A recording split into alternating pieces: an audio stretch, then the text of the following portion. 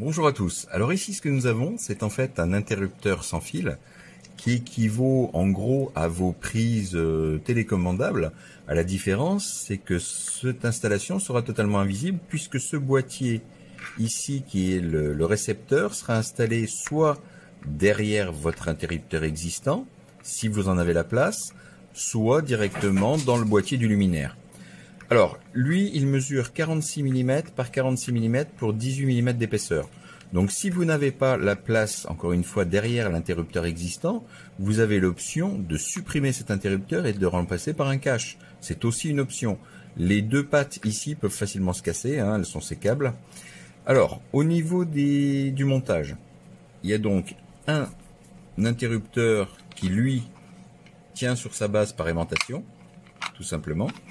La base, vous pouvez la fixer soit avec les vis et chevilles fournies, soit avec les doubles faces fournies également. D'accord? Ça vient simplement à l'arrière ici.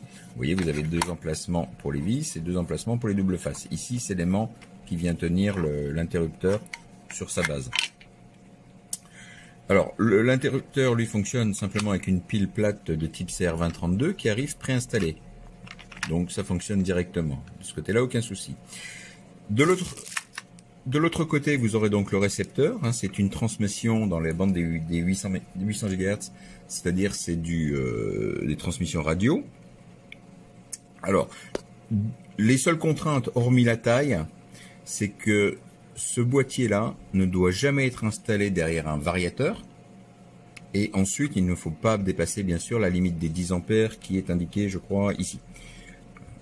D'accord, donc 2000 watts, 2200 watts, c'est plus à destination des luminaires, hein, c'est pas pour des prises force, c'est clair. Puis de toute façon, vous n'avez pas de connecteur de terre. D'accord. Au niveau du branchement, c'est très simple. Alors ce fil blanc, ne le coupez surtout pas, c'est l'antenne qui sert pour la transmission radio. Donc celui-là, vous n'y touchez pas. Alors au niveau du bornier, c'est très simple, hein. Vous avez le S1 et le S2 qui vont à votre interrupteur existant si vous le conservez, c'est-à-dire les plots 1 et 3. Si vous ne le conservez pas, vous ignorez ces deux plots.